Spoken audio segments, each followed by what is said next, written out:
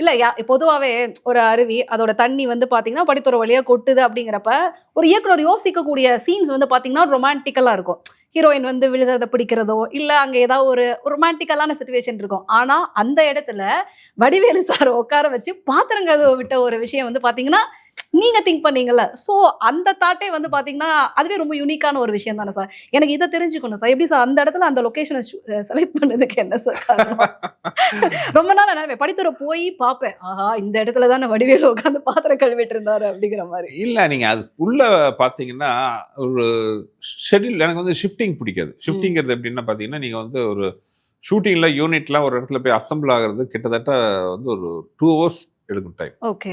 நீங்க ஒரு நாளைக்கு ஷூட்டிங் வந்து நார்மலா வந்து ஓகே அவுட் ஒரு 8 மணிக்கு ஆரம்பிக்கணும்னு வைக்கலாம். 8லேருந்து 6 மணி வரைக்கும் ஒர்க் பண்றீங்கன்னா நடுவில் வந்து 1 hour வந்து பிரேக் போயிடும். பிரேக் இருக்கு. Lunch break. ஆமா. 1.5 hours அது போயிடும்.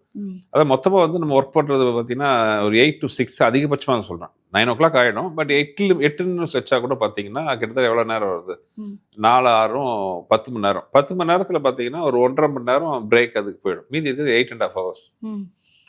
அந்த 8 hours தான் வந்து நம்ம ஒரு நாளைக்கு ஒர்க்கிங் டைம்னு வச்சுக்கலாம். அந்த 8 hoursல வந்து நீங்க ஷிஃப்டிங்னு போட்டீங்கன்னு வைங்களேன் 3 hours அதுல வேஸ்டா போயிடும். ஓகே. அதான் இந்த இடத்துல இருந்து வேற லொகேஷன். சோ நாங்க என்னோட பிளான் எப்ப என்னன்னா ஒரு லொகேஷன் போனோம்னா அன்னைக்கு அங்க என்னெல்லாம் ஒர்க் பண்ணலாம் கவர் பண்ணலாம். ஒரே சீனா தான் பிரச்சனை இல்லை, சின்ன சின்ன சீனா இருக்கும்.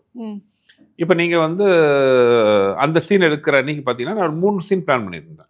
ஏன்னா அன்னைக்கு வந்து வடிவேல் இருக்காரு, பிரசாந்த் இருக்காரு, ஹீரோயின் இருக்காங்க. சோ அப்படி இருக்கும்போது அந்த காம்பினேஷன் சீன்ஸ் பிளான் பண்ணுவோம். அன்னைக்கு என்னெல்லாம் பண்ணோம் அந்த படித்துறையில நீங்க பாத்தவங்களுக்கு ஒரு சீன். அதே நாள்தான் கேமரா அப்படி திருப்பி அண்ணன் வந்து பென்சிங்களோட குளிச்சிட்டு இருக்காரு. பாதுகாப்புல போத்தம்பி போ அப்படின்பாரு.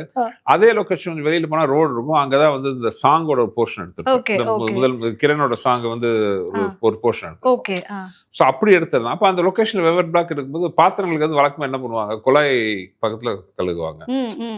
அப்படி இல்லாம நடுவில் உட்காந்து கழுகுறா எப்படி இருக்கும். அப்புறம் அங்க நிறைய ஷார்ட்ஸ் எனக்கு கிடைச்சது. அவங்க பேசிட்டு இருக்கும்போது ஹீரோயின் வருவாங்க. அப்போ அவங்க படிக்கட்டுல அப்பியர் ஆகிறதுக்கு விஷுவலா நல்லா இருக்கும்.